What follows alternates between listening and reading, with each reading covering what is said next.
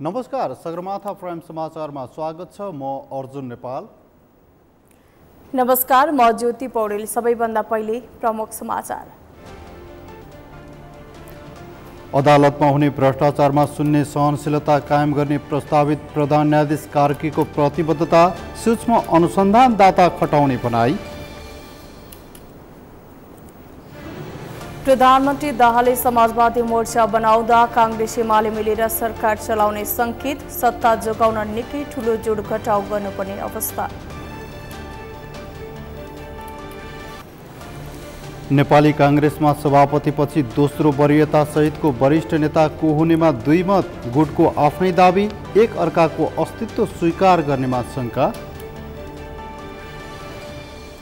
भारतीय नक्सामा नेपाली भूमि समेटिएकोमा सरकारले कूटनीतिक नोट पठाउनु पर्ने एमाले सांसद पन्तको माग, नेपालको परराष्ट्र नीतिमा खलबल उत्पन्न हुन थालेको भनाई।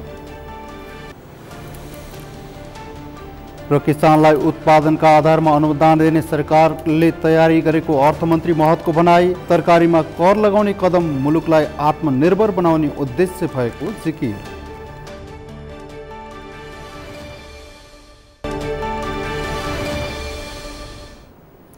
सगरमाथा प्राइम समाचार अब विस्तारमा। प्रस्तावित प्रधान न्यायाधीश हरिकृष्ण कार्कीले अदालतमा हुने भ्रष्टाचारमा शून्य सहनशीलता कायम गर्ने प्रतिबद्धता व्यक्त गरेका छन्। बिहिबार बसेको संसदीय सुनवाई समितिको बैठकमा बोल्दै कार्कीले भ्रष्टाचार रोक्न सूक्ष्म अनुसन्धानदाता खटाउने बताएका हुन्। उनले न्यायपालिकामा स्वच्छ पारदर्शितालाई जोड दिने समेत बताए। एक रिपोर्ट। प्रस्तावित प्रधान न्यायाधीश हरिकृष्ण कार्कीले अदालतमा हुने भ्रष्टाचारमा शून्य सहनशीलता कायम गर्ने प्रतिबद्धता व्यक्त गरेका छन्। बिहिबार बसेको संसदीय सुनवाई समितिको बैठकमा बोल्दै कार्कीले मुलुकमा भ्रष्टाचार रोक्न सूक्ष्म अनुसन्धानदाता खटाउने व्यवस्था गर्ने बताएका हुन्। अदालतहरूको निरन्तरको बढ्दो कार्यचाप र सोको कारण बढ्न गएको बक्यौता मुद्दा न्यूनीकरणको लागि मूलत अध्यायका रणनीतिहरूको अवलम्बन गरिनेछ। सर्वोच्च अदालतमा पुराना बक्यौता मुद्दा न्यूनीकरणका लागि निर्माण गरिएको विशेष रणनीति र कार्ययोजनाको कार्यान्वयनलाई थप प्रभावकारी बनाउने, सर्वोच्च अदालतमा पेशी व्यवस्थापन, इजलासको समय व्यवस्थापन, जनशक्ति व्यवस्थापन र न्यायिक प्रक्रियामा सूचना प्रविधिको प्रयोग तथा सरकारवालाहरू बीचको समन्वय र सहकार्यलाई थप प्रभावकारी बनाई पुराना बक्यौता मुद्दाहरूको न्यूनीकरणको कार्यलाई नतिजामूलक बनाउने। कार्कीले अदालतमा बिचौलियाको प्रभाव निस्तेज गर्न प्रभावकारी कानुन बनाउने आफ्नो योजना पेश गर्दै भ्रष्टाचार रोक्नका लागि कुनै कसर बाँकी नराख्ने बताएका हुन्। उनले अदालतमा हुन सक्ने अनियमितता र भ्रष्टाचार जन्य कार्यहरूप्रति शून्य सहनशीलताको नीति अवलम्बन गर्ने, अनुगमन तथा सुपरिवेक्षण र निगरानीमूलक संयन्त्रको क्रियाशीलता मार्फत अनियमितता तथा भ्रष्टाचार जन्य गतिविधिको नियन्त्रण गर्न पहल गर्ने, सदाचारयुक्त व्यवहारलाई प्रोत्साहन गर्नुका साथै अदालतमा हुन सक्ने विकृति विसङ्गतिको बारेमा जनस्तरमा सचेतनामूलक कार्यक्रम सञ्चालन गर्ने आफ्नो योजना रहेको बताए। यसका साथै कार्कीले सर्वोच्च अदालत, उच्च अदालत र जिल्ला अदालतमा गोला प्रथाबाट पेशी तोक्ने व्यवस्था लागू भएपछि न्याय निरूपण सहज बनेको समेत बताए। उनले गोला प्रणालीबाट पेशी तोक्दा विगतको भन्दा 60%ले अनियमितता घटेको दाबी समेत गरे। त्यसकारणले अहिले हामीले गोला प्रणाली लागू भइसके पछाडि जुन कुरा छ्याप्छ्याप्ती सुनिन्थ्यो, वास्तवमा अहिले धेरै सिनियर कानुन व्यवसायीहरूसँग मेरो इन्टरेक्सन हुन्छ नै। उहाँहरूसँग मैले सोधेको छु, बुझेको छु देशभरिको अदालतको अवस्था अहिले के छ। हिजो तपाईँहरूले जुन किसिमको चाहिँ आलोचनाहरू सुन्ने गर्नुभएको थियो, त्यो आलोचना न्यायिक विचलनको विषयमा चाहिँ तपाईँहरूले जुन आलोचना सुन्ने गर्नुभएको थियो, आज त्यो खालको स्थिति छैन छ कि छैन भनेर भन्दा मोर देन 60% चाहिँ घटेको छ भनेर भन्नु। मैले यसलाई गर्वनीति महसुस गरेको छु र मलाई सन्तोष नै लागेको छ कि हामी कम्तीमा 60% त घटाउन सफल भएछौँ नि। अब यसलाई 100% पुर्याउने हाम्रो लक्ष्य त हो, तर यसका लागि सबै सरकारवाला लगायत राज्यका सबै निकायहरूको पनि उत्तिकै सहयोगको आवश्यकता पर्छ। त्यो भयो भने मात्रै वास्तवमा हामी 100% मा पुग्न सक्छौँ भन्ने कुरा पनि म यहाँहरू समक्ष निवेदन गर्न चाहन्छु। संविधान, कानुन र न्यायका मान्ने सिद्धान्त बमोजिम स्वच्छ, निष्पक्ष, छिटो छरितो एवं गुणस्तरीय न्याय सम्पादन गरी सबैको लागि न्याय सुनिश्चित गर्नु आफ्नो मुख्य जिम्मेवारी भएको कार्कीको भनाइ छ। गत वैशाख 25 गते संवैधानिक परिषदको बैठकले प्रधान न्यायाधीशमा कायम प्रधान न्यायाधीश कार्कीको नाम सिफारिस गरेको थियो। संसदीय सुनवाई समितिबाट अनुमोदन भएपछि राष्ट्रपतिले प्रधान न्यायाधीश नियुक्त गर्ने व्यवस्था रहेको छ। बिहिबारबाट कार्कीमाथिको संसदीय सुनवाई सुरु भएको छ। सरकारको नेतृत्व गरेको 5 महिना नबित्दै संसददेखि सर्वोच्चसम्म प्रधानमन्त्री पुष्पकमल दाहालको राजीनामा माग हुन थालेको छ। गठबन्धनको जोड बलमा प्रधानमन्त्री बनेका दाहाल विरुद्ध अहिले प्रतिपक्षदेखि सत्ता घटकहरूले समेत आवाज उठाउन थालेका छन्। एकैसाथ प्रतिपक्ष र सत्तापक्ष खनिँदा दाहाललाई सरकार टिकाइराख्न निकै ठुलो चुनौती रहेको छ। यशोदा भण्डारीको रिपोर्ट। अस्थिर राजनीतिज्ञको छवि बनाएका प्रधानमन्त्री पुष्पकमल दाहालको सरकार धर्मराएको छ। प्रधानमन्त्री पुष्पकमल दाहाललाई अहिले सत्ता जोगाउन निकै ठुलो जोडघटाउ गर्नुपर्ने अवस्था छ। जम्मा 32 सिट लिएर सरकारमा सामेल भएको नेकपा माओवादी केन्द्र संसदीय अङ्क गणितकै कारण सरकारबाट बाहिरिनु पर्ने अवस्था नआउला भन्न सकिन्न। 10 दलको जोडबलले जसोतसो सरकारमा टिकिरहेका प्रधानमन्त्री दाहालको कुन बेला पद च्युत हुने हो ठेगान छैन। किनकि अहिलेको गठबन्धनलाई जोगाउन महत्त्वपूर्ण भूमिका खेलेको नेपाली कांग्रेस नै यो गठबन्धनप्रति सन्तुष्ट छैन। कांग्रेसभित्रै गुटगत राजनीति हुँदा यसले सरकार सञ्चालनमा समेत असर पुर्याएको छ। कांग्रेसकै नेताहरू अहिलेको गठबन्धन क्षीणभङ्गुरको भएको भन्दै जति बेला नि सरकार ढल्न सक्ने बताउन थालेका छन्। प्रधानमन्त्री दाहालले जनता समाजवादी पार्टी, नेकपा एकीकृत समाजवादी र नेत्र विक्रमचन्द विप्लवको नेकपासँग मिलेर समाजवादी मोर्चा बनाउने भएसँगै नयाँ समीकरण बन्ने देखिएको छ। यस्तो अवस्थामा कांग्रेसले पनि प्रधानमन्त्रीलाई बोकिरहन पर्ने कुनै बाध्यता नरहेको बताएको छ। कांग्रेस नेताहरूले नै यो सरकार ढालेर एमाले कांग्रेस मिलेर स्थिर सरकारको निर्माण गर्नुपर्ने बताउन थालेका छन्। स्थिर र स्थायित्वको लागि, प्रजातन्त्रको लागि, संविधानकै जगेर्ना गर्नका लागि पनि यदि भनेर भन्ने हो भने अहिले परिवर्तनकारी शक्तिले त नेपाली कांग्रेस र नेकपा एमाले नै लामो संसदीय पद्धतिबाट पनि आएको, कांग्रेस र संसदीय पद्धतिको नेपालको लागि जननी नै हो। कम्युनिस्ट भए तापनि अब नेकपा एमाले पनि संसदीय पद्धतिमा आइसकेको स्थितिमा कांग्रेस र एमाले मिल्दा अझै पनि म भन्छु स्थिरता हुन्छ, देशले उन्नति र प्रगति गर्न सक्छ। माओवादी शक्ति भनेकोलाई देशको लागि चाहिँ तपाईँको चाहिँ घातक शक्ति हो। उसले आफ्नो स्वार्थमा जोसँग जुन बेला जहाँसँग जे सम्झौता पनि गर्छ। प्रचण्डलाई कसैसँग अँगालो नहालिकन अब उनको राजनीतिक अस्तित्व टिक्न सक्दैन। प्रधानमन्त्रीले संसदमा 54 सिट हुने गरी समाजवादी केन्द्र घोषणा गर्ने भएका छन्। यसले अहिलेको गठबन्धनको स्थायित्वमाथि शङ्का उब्जाएको छ। नेपालको राजनीतिमा तपाईँले अहिलेसम्म हेर्दाखेरि के देखिन्छ भने जसले राम्रो काम गर्ने त्यो चाहिँ त्यसलाई चाहिँ चिप्ल्याउने खालको जस्तो राज संस्थाहरूमध्ये चाहिँ वीरेन्द्र अलि राम्रो हो कि भने त्यो सिद्धियो। एमाले भित्र चाहिँ मदन भण्डारी अलिकति राष्ट्रवादी रूपमा चाहिँ छविको साथ आउनु खोज्यो, तिनीमाथिको हमला भयो होइन। यदि हामीले यो विषयलाई गम्भीरता साथ नसोचे कयौँ पटक अध्यक्षमाथि विविध ढङ्गको आक्रमण त भइरहेकै छ। सरकार टिकाइराख्न कम्तीमा 138 सांसदको विश्वासको मत आवश्यक पर्ने हुँदा चिडिएका कांग्रेसले सरकार छोडे प्रधानमन्त्री दाहालको सरकारको दिनगन्ती सुरु हुनेमा दुई मत छैन। राजनीतिक विश्लेषक समेत प्रधानमन्त्री दाहाल चारैतिरबाट घेराबन्दीमा पर्दै गएकोले यो सरकार कतिन्जेल टिक्छ भन्न नसकिने बताउँछन्। प्रचण्ड अहिले एक किसिमले भन्यो भने चारैतिरबाट घेरामा परेको अवस्था हो। किन भन्दा उनलाई त्यो गणितीय हिसाबले पनि घेरामा पार्न बाध्य बनाएको छ कि उनको सिट सङ्ख्या कम छ, अर्काको बैशाखी टेकेर हिँड्नु परिरहेको अवस्था छ।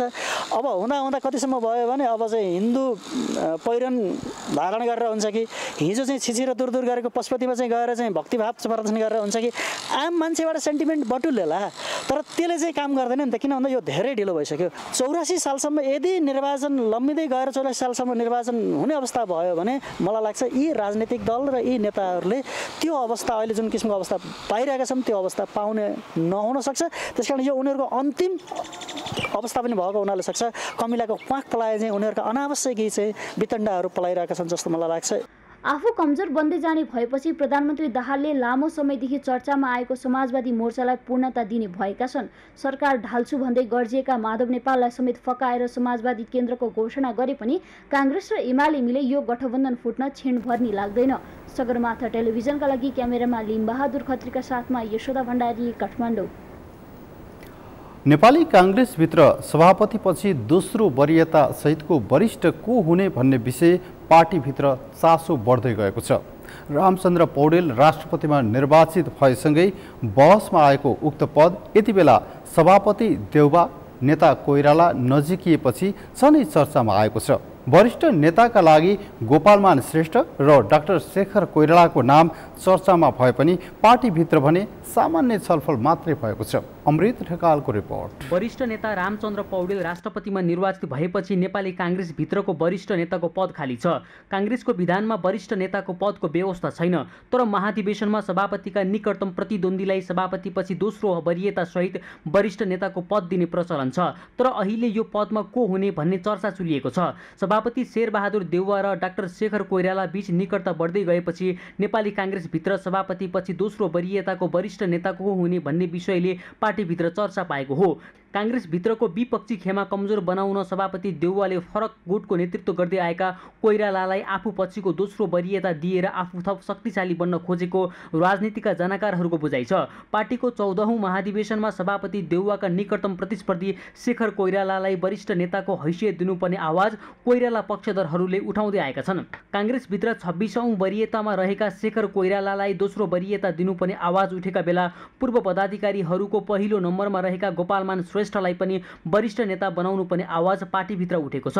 निर्वाचनमा समानुपातिको पहिलो नम्बरमा पर्दा पनि सांसद बन्न नपाएको, राष्ट्रपतिको चर्चा हुँदा पनि राष्ट्रपति बन्न नपाएको, तत्कालीन काङ्ग्रेस प्रजातान्त्रिकको कार्यवाहक सभापति बनिसकेको तथा उमेर हदका कारण पनि श्रेष्ठलाई वरिष्ठ नेताको पद दिनुपर्ने संस्थापन पक्षका नेताहरूको मत छ। त्यसो त वरिष्ठ नेता रामचन्द्र पौडेल राष्ट्रपतिमा निर्वाचित भए लगत्तै गोपालमान श्रेष्ठलाई वरिष्ठ नेताको हैसियत दिनुपर्ने प्रस्ताव दीप छिरिङले कार्यसमितिको बैठकमा राखेका थिए। पार्टीभित्र लामो समयदेखि वरिष्ठ नेताका विषयमा चर्चा भए पनि सभापति देउवाले त्यस कुरालाई व्यवस्था गर्दै आएका थिए।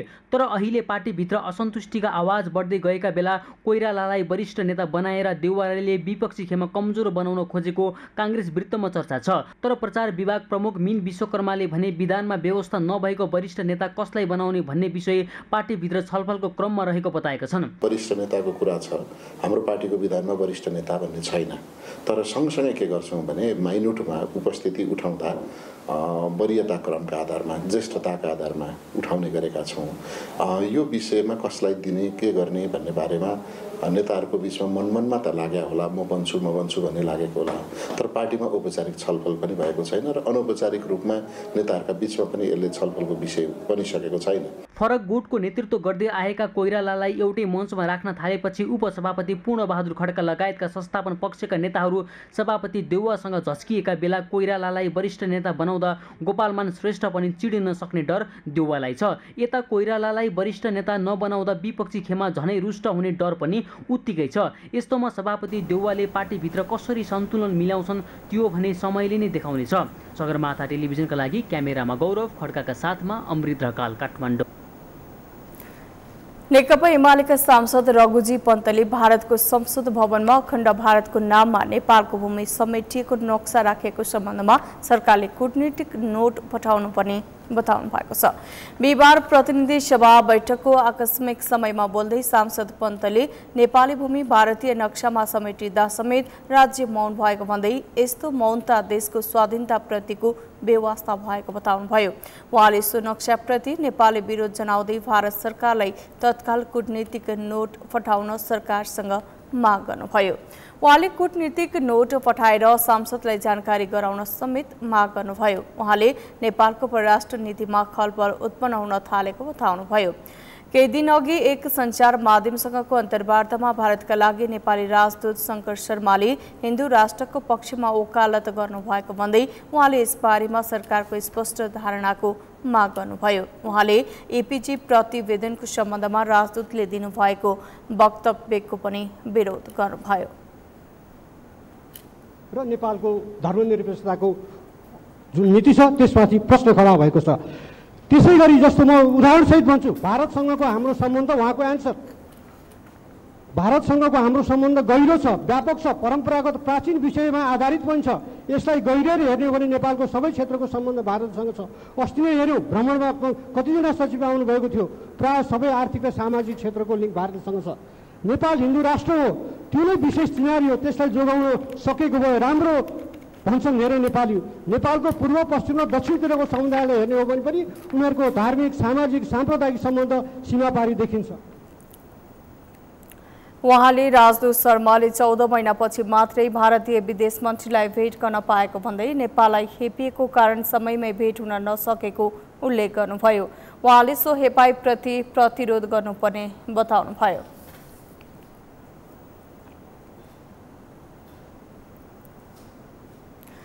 अर्थमन्त्री डाक्टर प्रकाश शरण महतले कृषि उत्पादक किसानलाई उत्पादनका आधारमा अनुदान दिने सरकारको तयारी रहेको बताउनु भएको छ।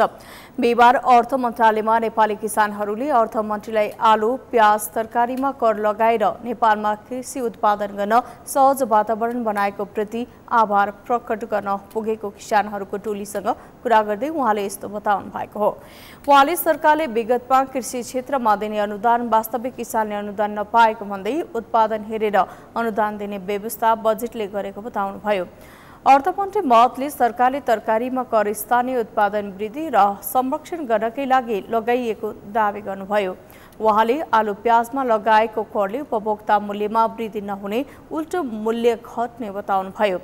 उहाँले करको व्यवस्थाले मूलतः आयातित वस्तु मात्रै महँगो हुने भन्दै स्थानीय उत्पादनलाई महँगो नबनाउने बताउनुभयो।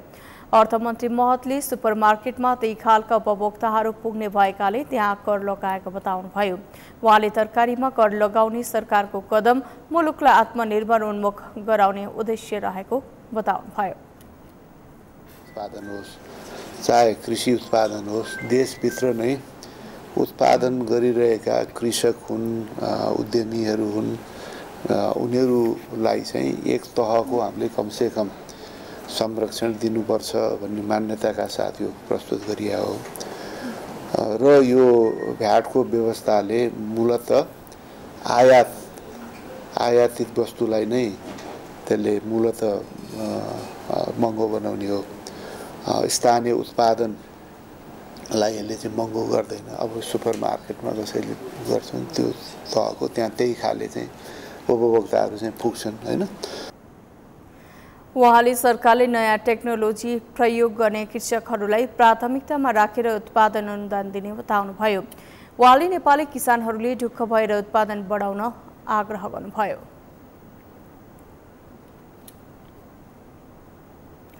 समाचारमा अब पालो विश्रामको। विश्रामपछि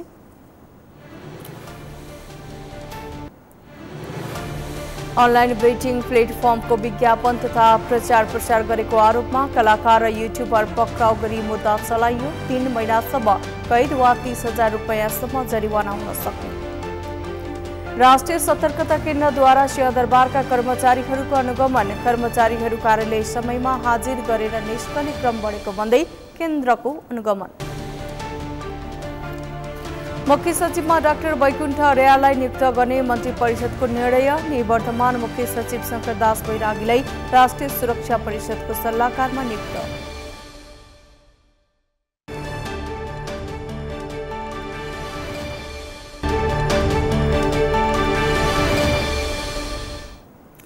विश्रामपछि समाचारमा स्वागत छ। अब बाँकी समाचार।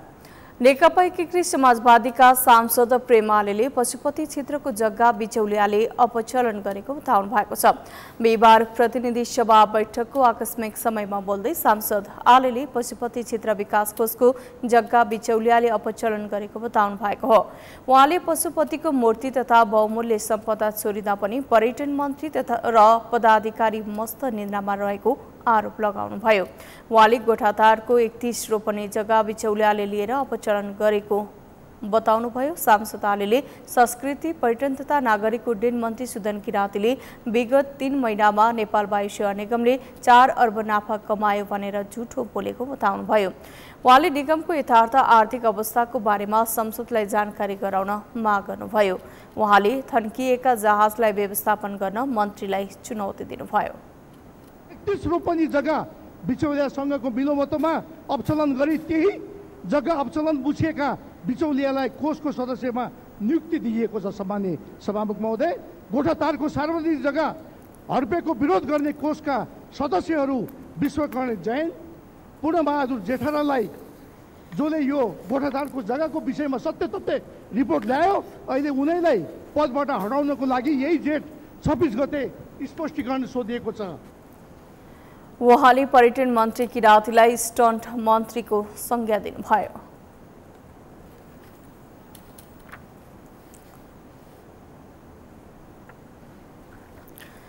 सरकारले बजेट मार्फत तरकारी तथा फलफूल आयातमा भन्सार महसुल बढाएसँगै प्याजको मूल्य आकाशिएको छ। अर्थमन्त्री डाक्टर प्रकाशन मतले आगामी आर्थिक वर्षको बजेट सार्वजनिक गर्दा यसअघि दिँदै गरेको छुट खारेज गरेपछि बजेट मार्फत 13% तरकारी तथा फलफूल आयातमा भन्सार महसुल बढेको छ, जसले आम जनताको भान्सा भने महँगिएको छ। यमुना सापकोटाको रिपोर्ट। भनिन्थ्यो प्याज काट्दा आँसु आउँछ, तर अहिले उपभोक्ताहरूको प्याज किन्दै आँसु आउने अवस्था सृजना भएको छ। प्रति किलो 45 रुपियाँमा बिक्री भइरहेको प्याजको मूल्य एकाएक बजारमा 90 रुपियाँ भन्दा माथि पुगेपछि सर्वसाधारणहरूको यो अवस्था सृजना भएको हो। बजारमा एक त प्याजको मूल्य बढिरहेको छ, अर्को बजारमा प्याजै पाउन छोडेपछि सर्वसाधारणहरू झनै मारमा परेका छन्। गत बिहिबार प्रतिनिधि सभामा आर्थिक वर्ष 2080-81 को बजेट तथा नीतिमाथि छलफल गर्ने क्रममा नेकपा एमालेका सांसद रघुजी पन्तले पहिले प्याज काट्दा आँसु आउँथ्यो, अब केही समयपछि प्याज किन्दा आँसु आउँछ भन्दै व्यङ्ग्य गरेका थिए। नभन्दै बजारमा प्रति किलो 45 रुपियाँ हारारीमा पाइरहेको प्याजको मूल्य केही दिनमै वात्तै बढेर 120 रुपियाँसम्म पुगेको छ, जसको सिधा असर आम उपभोक्तालाई परेको छ। एक सादा नहुँदै प्याजमा 65 रुपियाँले वृद्धि भएपछि यति बेला उपभोक्ताको भान्सा पनि महँगिएको हो।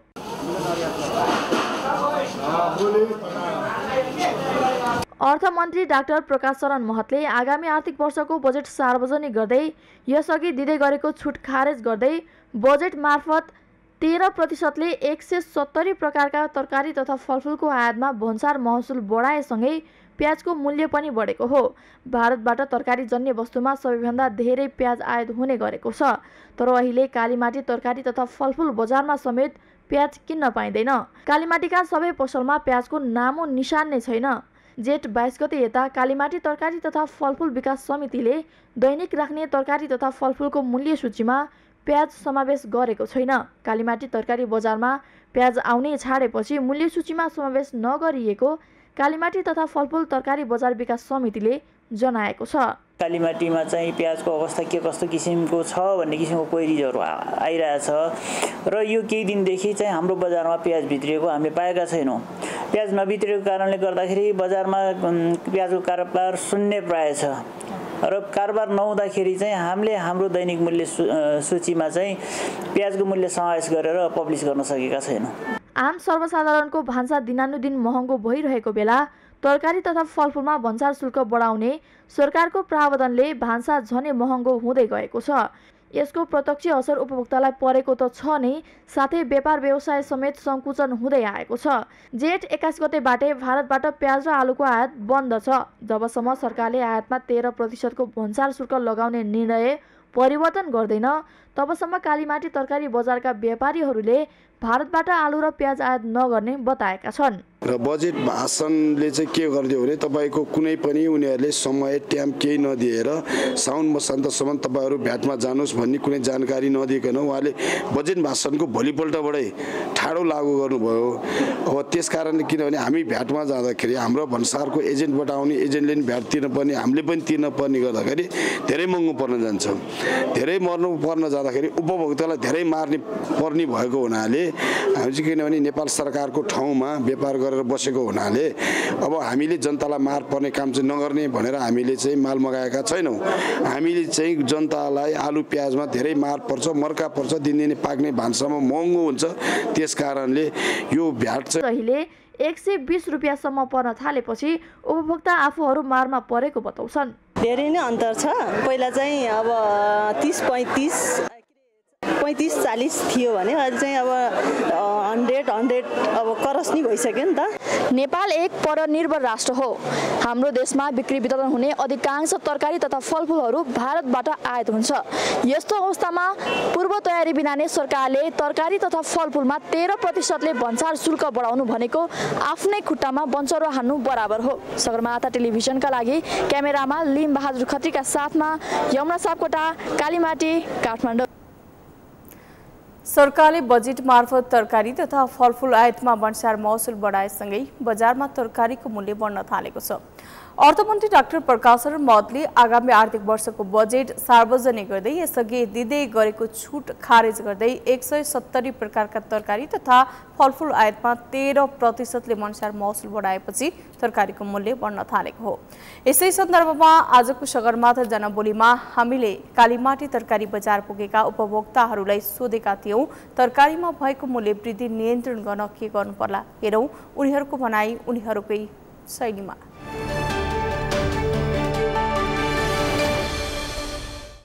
मूल्य वृद्धि नियन्त्रणले जनतालाई धेरै मार पर्छ, उपभोक्ताहरूलाई यहीमा चाहिँ निर्भर भएका जनतालाई धेरै मार परिरहेको छ। यो मूल्य वृद्धि नियन्त्रण गर्नलाई चाहिँ नेपालकै कृषि उत्पादनमा चाहिँ अभिवृद्धि गरेर कृषिमा चाहिँ लगानी गर्न सरकारले जरुरी छ र बाहिरबाट निर्यात हुने तरकारीहरू त्यसमा चाहिँ विषादी मिश्रित हुन्छ। त्योभन्दा पनि नेपालमै उत्पादित गरेको तरकारीहरूलाई नेपालमै चाहिँ खपत गर्न सक्यो र यसलाई चाहिँ कृषकहरूलाई पनि आत्मनिर्भर गर्न सक्यो। वैदेशिक रोजगारमा जाने कृषकहरूलाई पनि नेपालमै रोजगार पाउने अवसर मिल्छ।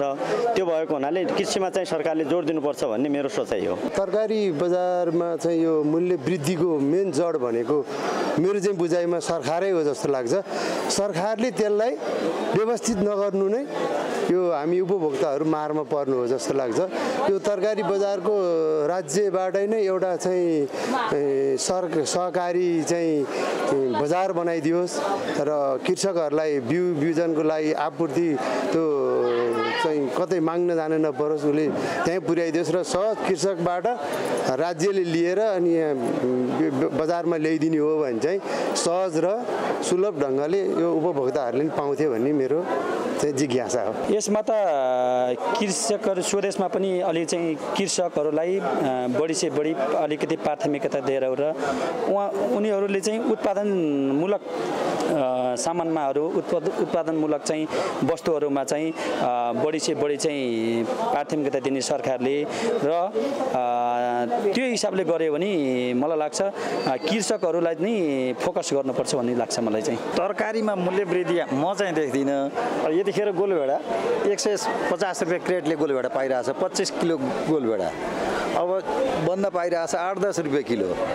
अब दिनदिन किसानहरूले खेतमा यो खेती गर्ने बेला छ र अब खेत रोप्छन्, खेत रोपेपछि इन्डियाको तरकारी यहाँ 100 रुपियाँ किलो 150 रुपियाँ किलो हुँदा त्यो सस्तो हुन्छ मान्छेलाई, उपभोक्तालाई। अहिले कुन आइटम महँगो छ भन्नु त? हिरामलाई किन जानुभयो भने तपाईँ 40 रुपियाँ 30 रुपियाँ किलो पाउनुहुन्छ।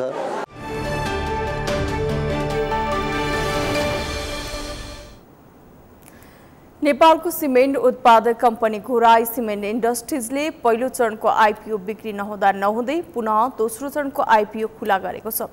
आफ्नै कर्मचारी समेतले कम्पनी डुब्ने त्रासका कारण आइपिओ खरिद नै नगरेको समयमा सिमेन्टले 435 रुपियाँका दरले सेयर निष्कासन गरेको हो। तर सोही प्रकृतिकै कम्पनीको सेयर मूल्यभन्दा घोराईलाई बढी मूल्यमा सेयर बिक्रीको अनुमति दिँदा तितोपत्र बोर्ड र कम्पनीको साठगाँठले सर्वसाधारण ठग्ने योजना बनाएको शंका उत्पन्न भएको छ।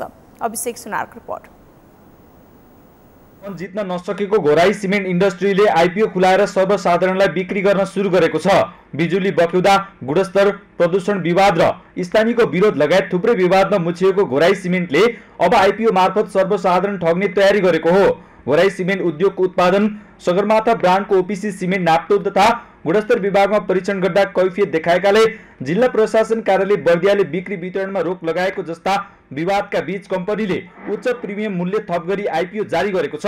कम्पनीका कर्मचारी र प्रभावित क्षेत्रका स्थानीय लगायतले समेत पत्याउन नसकेको घोराई सिमेन्टले धितोपत्र बोर्डबाट स्वीकृत लिएसँगै विवादबाट प्रिमियम भाउमा सर्वसाधारणका लागि आइपिओ खुलाएको हो।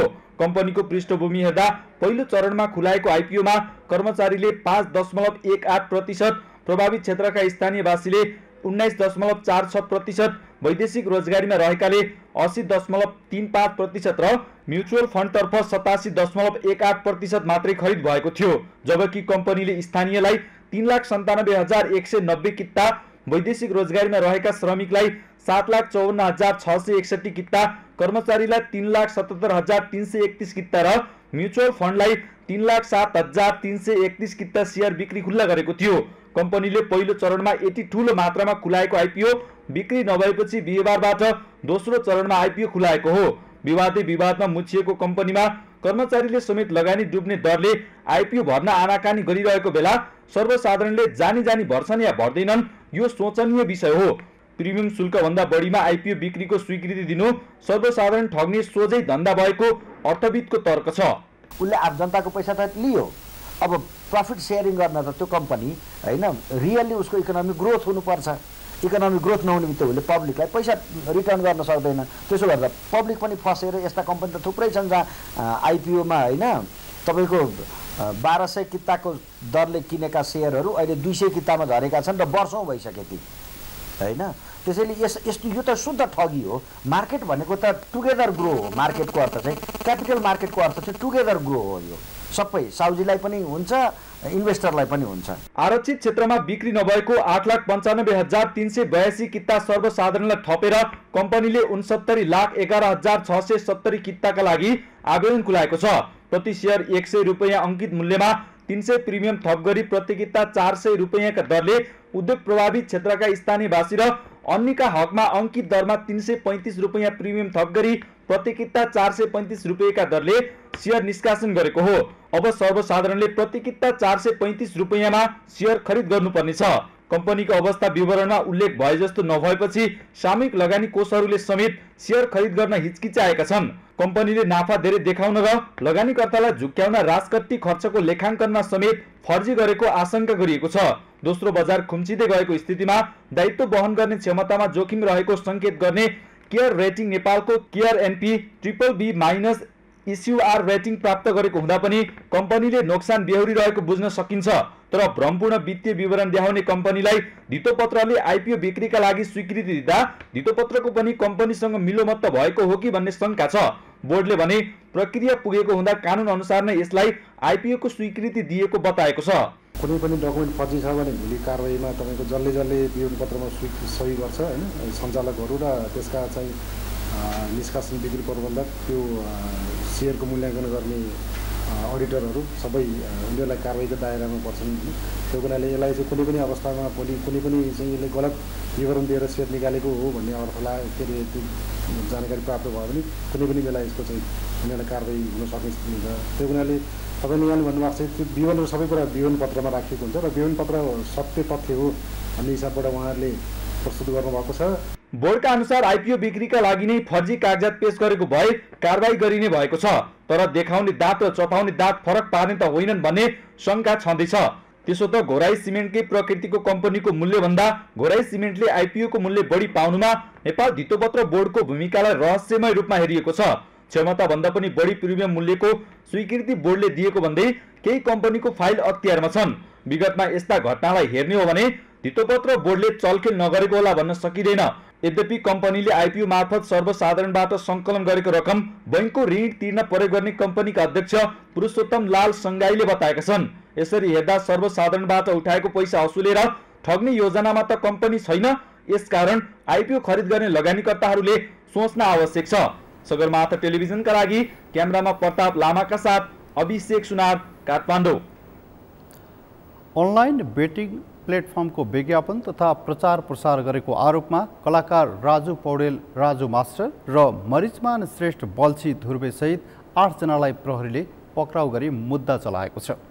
पक्राउ पर्नेमा कलाकार पौडेल र श्रेष्ठ सहित मरिचमान श्रेष्ठ बल्छी धुर्वे, राजु पौडेल, पवन खतिवडा, एलिस राई, जोलन घरती मगर, गणेश देवकोटा, सरोज घिमिरे र बेगम नेपाली रहेका छन्। बिहिबार प्रहरीले उनीहरूलाई पक्राउ गरी सरकारी वकिलको कार्यालयमा म्याद थपका लागि उपस्थित गराएका थिए। प्रहरीले पक्राउ परेकाहरूले युट्युबबाट 1x एप मार्फत वेटिङको प्रचार गरेको बताएको छ। युट्युबमा प्रोमो कोड प्रयोग गरी 1x बेटिङ छुट प्राप्त गर्न सकिने भन्दै विज्ञापन देखाएकाले उनीहरूलाई पक्राउ गरिएको प्रहरी वरिष्ठ उपरीक्षक डाक्टर मनोज कुमार केसीले बताउनुभयो। उहाँले पक्राउ परेकाहरूलाई जुवा ऐन र राष्ट्र बैंक ऐन आकर्षित हुने बताउनुभयो।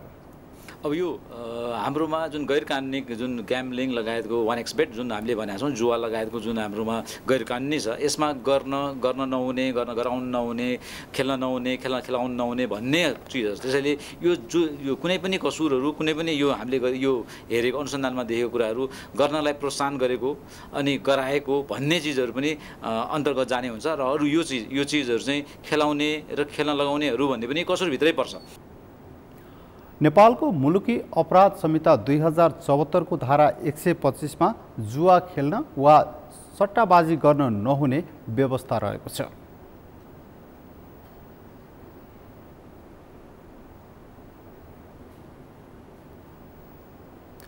राष्ट्रिय सतर्कता केन्द्रले सिंहदरबारका कर्मचारीहरूको अनुगमन सुरु गरेको छ। कर्मचारीहरूले कार्यालय समयमा हाजिर गरेर निस्किने क्रम बढेको भन्दै सतर्कता केन्द्रले बिहिबार सिंहदरबार दक्षिण गेटमा बसेर अनुगमन गरेको हो। सिंहदरबारभित्र कार्यालय समयमा कर्मचारी नभेटिने क्रम बढेपछि सतर्कता केन्द्रले कार्यालय समयमा बाहिर जाने कर्मचारीहरूको नाम र आइडी कार्डको विवरण राख्न थालेको हो। छड्के अनुगमन दिनभर नै हुन सक्ने राष्ट्रिय सतर्कता केन्द्रका प्रहरी नायब उपरीक्षक कृष्ण अधिकारीले बताउनुभयो। आउने अनि त्यसपछि हाजिर गरी निस्किने कर्मचारीको लागि चाहिँ अनुगमन गरिएको हो। श्रीमान सचिवज्यूले चाहिँ यो आदेश गरेर तुरुन्तै अनुगमन गर्ने आदेश गरेर हामी चाहिँ आज 10 बजे आइपुगेका थियौँ। हामीले 10 बजेदेखि सुरु गऱ्यौँ, करिब 12 बजेसम्म हामीले चाहिँ यो अनुगमन गऱ्यौँ र हामी यो दिउँसो निरन्तर हुन पनि सक्छ है। यो यही नै इन्डिङ होइन। जानेहरूले कहीँ त्यहाँ अलि पर हो भन्नुहुन्छ, कहिले बरमल भन्नुहुन्छ, कहिले तपाईँको हस्पिटल भन्नुहुन्छ, कहिले एउटा बाहना त भइहाल्छ नि। सिंहदरबारभित्र कार्यालय समयमा कर्मचारी नभेटिने क्रम बढेको गुनासो आएको र बाहिर निस्कन कर्मचारीहरूले कुनै न कुनै बहाना बनाउने गरेको उहाँले बताउनुभयो।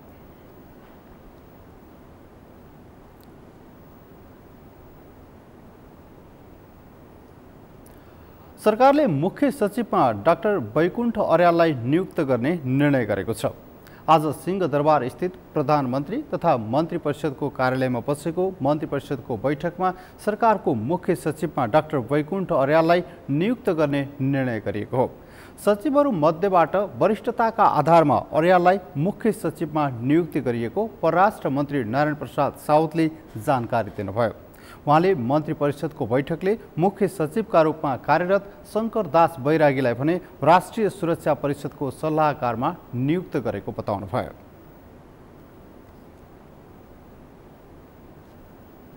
माननीय प्रधानमन्त्रीज्यूको अध्यक्षतामा दुईचोटि बसेको छ।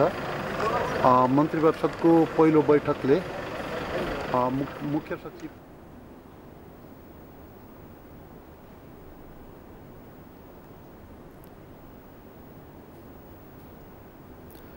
लुम्बिनी प्रदेशमा महिलालाई प्रदान गरिने अधिकार न्यून रहेको पाइएको छ। बिहिबार बाँकेको नेपालगञ्जमा गरिएको महिला अधिकार सम्बन्धी छाया प्रतिवेदन कार्यशाला गोष्ठीमा लुम्बिनी प्रदेशका अधिकांश महिला आफ्नो अधिकारबाट वञ्चित रहेको बताइएको छ।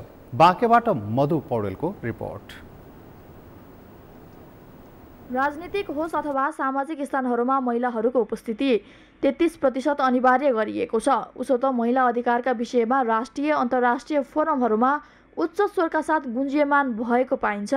तर लुम्बिनी प्रदेशमा पर्ने अधिकांश जिल्लाका दुर्गम क्षेत्रहरूका महिलाहरूले आफ्नो हक र अधिकारको पूर्ण भोग गर्न पाएको पाइँदैन। केन्द्रीय सरकार होस्, सबैलाई अब बाटाघाटा बन्यो भनेपछि होइन मात्रै चाहिँ यो खालको होइन हुन्छ भन्ने खालको त्यसमा मात्रै ध्यान भयो। कम्ती यहाँ पनि रिपोर्ट हुनको लागि त बेसलाइन त चाहियो नि। हामी कहाँ छौँ भन्ने कुरा होइन। खाद्य सुरक्षाको हामीले किशोर र किशोरीको अवस्था के, किशोरको अब त्यो खालको महिलाको अवस्था के छ हामीले कुरा गरिरहँदा हामीसँग डाटै छैन। डाटा त्यो गर्ने भने के त भन्दाखेरि त्यो सरकारले गर्ने हो। त्यसको इनिसिएटिभ त सरकारले लिने हो नि त होइन। अब हामीले एउटा चाहिँ एनजिओले त्यो खालको डाटा ल्याएर चाहिँ त्यो खालको गरेर त्यो भेरिफाई त हुँदैन कहीँ पनि। हामीले चाहिँ त्यो यदि यहाँको सबै प्रदेशमा यहाँका सबै स्थायी तहमा गएर पनि त्यो भ्यालिड हुँदैन होइन। सरकारले निर्माण भएका सबै कानुनहरू निकै राम्रो भएको र कार्यान्वयनमा कठिनाई देखिने भएको हुँदा कुनै पनि अधिकारका विषयमा नेपाल सरकारले चासो नलिएको भन्ने विषय भने नभएको जनप्रतिनिधि बताउँछन्। मलाई के लाग्छ भने महिलाहरूको सन्दर्भमा हरेक सन्दर्भमा पनि जस्तै कार्यविधिहरू कानुन त चाहिँ नसमेटेका होइन, धेरै कुराहरू समेटेका छन्। तर अन्ततगत जाँदा चाहिँ फेरि कार्यान्वयनमै चाहिँ फितोलो देखिने र कार्यान्वयन नहुने कुराहरू चाहिँ सबभन्दा ठुलो चाहिँ समस्याको रूपमा चाहिँ पैदा भएको छ। यो चाहिँ स्थानीय तहको मात्रै समस्या होइन, यो प्रदेशको चाहिँ तहको मात्रै समस्या होइन, यो चाहिँ अहिलेको चाहिँ जो सङ्घीय सरकारदेखि लिएर यो समस्याहरू चाहिँ सबभन्दा जबरजस्त रूपमा चाहिँ गाँजिएको छ होइन। हामीले चाहिँ बनाएका संविधानहरू राम्रा छन्, हामीले बनाएका कानुनहरू राम्रा छन् होइन, हामीले बनाएका चाहिँ कार्यविधिहरू राम्रा छन्, तर अन्तमा जाँदा कार्यान्वयनमा चाहिँ फितोलो छ। मिश्रित समाजमा बस्दा महिलाका अधिकारहरू हनन भइरहेको देखिन्छ, तर महिलाले महिला भएकै आधारमा कुनै पनि भेदभाव हुन नहुने फियान नेपालकी अधिकृत शिक्षा योजना बताउँछिन्। हामी एउटा सोसाइटीमा बस्छौँ, त्यहाँनिर मेन एन्ड वुमेन हामी जेन्डर इक्वालिटीको कुरा गर्छौँ, तर पनि Nepal being a patriarchal society, त्यसमा जहिले पनि पोलिटिकल, इकोनोमिकल, सामाजिक र कल्चरल रूपमा चाहिँ कतिको महिला र पुरुष बिचको भेदभावहरू भइरहेको हुन्छ र त्यसमा चाहिँ एउटा यो महासन्धिले चाहिँ हामी चाहिँ कुनै पनि किसिमको भेदभाव हुँदैन भनेर चाहिँ यो महासन्धि आएको हो र यसको महासन्धिको चाहिँ एउटा महत्त्वपूर्ण अब्जेक्टिभ्स भनेको चाहिँ कुनै पनि लेभलमा यो भेदभाव चाहिँ अन्त्य हुनुपर्छ र हामीले यसमा महिलालाई जोड दिएको हुन्छ र महिला भन्नाले कुनै पनि स्पेसिफाई गरेको छैन यो महासन्धिमा। जस्तो महिला जो पनि हुनसक्छ, ग्रामीण महिला पनि हुनसक्छ, अर्मेनमा बसिरहेको महिला होइन, मुक्त हलिया एकजना महिलाको प्रतिनिधि पनि हुनसक्छ भने यो चाहिँ कुनै पनि महिलालाई नछुटाएर गरेको एउटा महासन्धि। महिला तथा किशोरीका अध्ययन गरी युएनमा प्रत्येक 4 वर्षमा सरकारले प्रतिवेदन बुझाउनु पर्ने हुन्छ, तर गैर सरकारी संस्थाहरूले भने छाया प्रतिवेदन बुझाउनु पर्ने हुन्छ। यसरी छाया प्रतिवेदनका लागि भएको कार्यशाला गोष्ठीमा लुम्बिनी प्रदेशमा महिला तथा किशोरीहरूको खाद्य अधिकारको विषय निकै गौण रहेको पाइयो। यसतर्फ सबैको ध्यान जानु आवश्यक छ। सगरमाथा टेलिभिजनका लागि बाँकेबाट मधु पौडेलको रिपोर्ट। सगरमाथा प्राइम समाचारमा अब पालो भएको छ विश्रामको। विश्रामपछि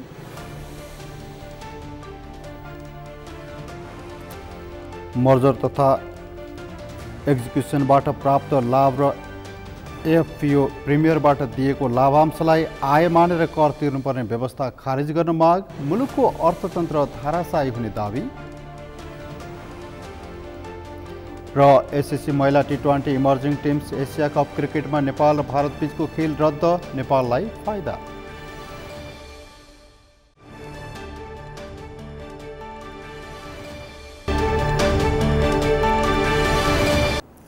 समाचारमा पालो अर्थ समाचारको।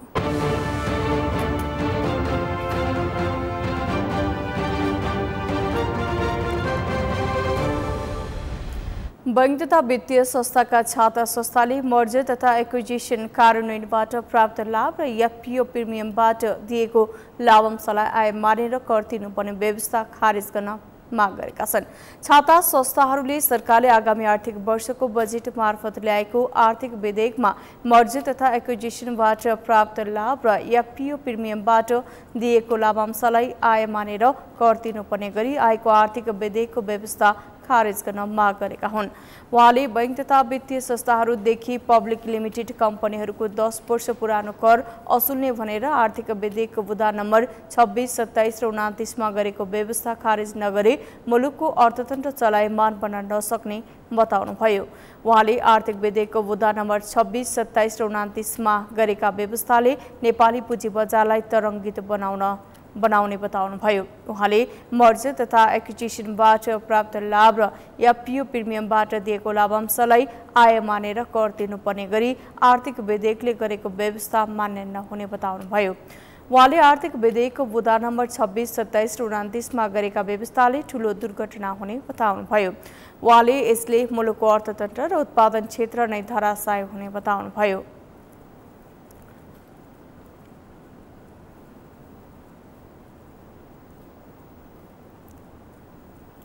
समाचारमा पालो खेल समाचारको।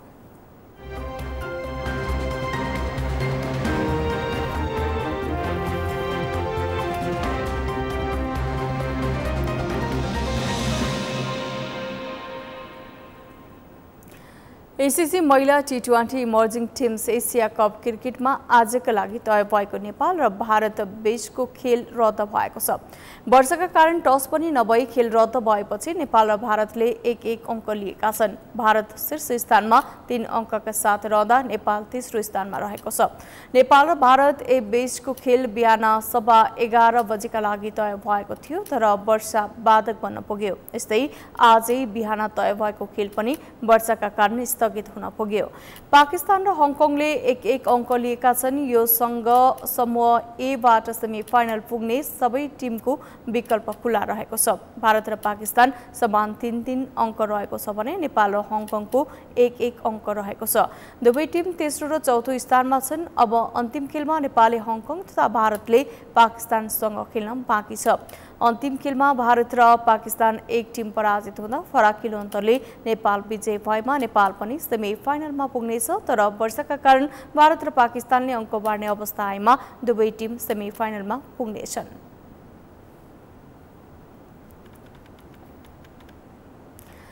समाचारको अन्त्यमा मुख्य समाचार पुनः एकपटक।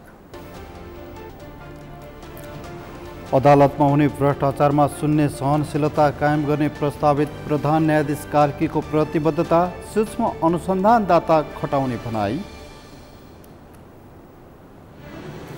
प्रधानमन्त्री दाहालले समाजवादी मोर्चा बनाउँदा काङ्ग्रेस एमाले मिलेर सरकार चलाउने संकेत, सत्ता जोगाउन निकै ठूलो जोडघटाउ गर्नुपर्ने अवस्था। नेपाली काङ्ग्रेसमा सभापतिपछि दोस्रो वरियता सहितको वरिष्ठ नेता को हुनेमा दुई मत, गुटको आफ्नै दाबी, एक अर्काको अस्तित्व स्वीकार गर्नेमा शंका। भारतीय नक्सामा नेपाली भूमि समेटिएकोमा सरकारले कूटनीतिक नोट पठाउनु पर्ने एमाले सांसद पन्थको माग, नेपालको परराष्ट्र नीतिमा खलबल उत्पन्न हुन थालेको भनाई। र किसानलाई उत्पादनका आधारमा अनुदान दिने सरकारले तयारी गरेको अर्थमन्त्री महतको भनाई, तरकारीमा कर लगाउने कदम मुलुकलाई आत्मनिर्भर बनाउने उद्देश्य भएको जिकिर। हौस् त सगरमाथा समाचार अहिलेलाई सकियो। तपाईँ समाचार बुलेटिनका साथै सगरमाथा टेलिभिजनका सम्पूर्ण कार्यक्रम www.sagarmatha.tv मा पनि पढ्न र हेर्न सक्नुहुनेछ। साथै युट्युबमा youtube.com/sagarmatha.tv नेपालमा हेर्न सक्नुहुनेछ। तपाईँ हामीलाई फेसबुकमा पनि facebook.com/cstv नेपालमा फलो गर्न सक्नुहुनेछ। समाचारको शिखर, नेपालको गौरव, नेपालको पहिलो न्युज च्यानल सगरमाथा टेलिभिजन हेर्दै गर्नुहोला। नमस्कार।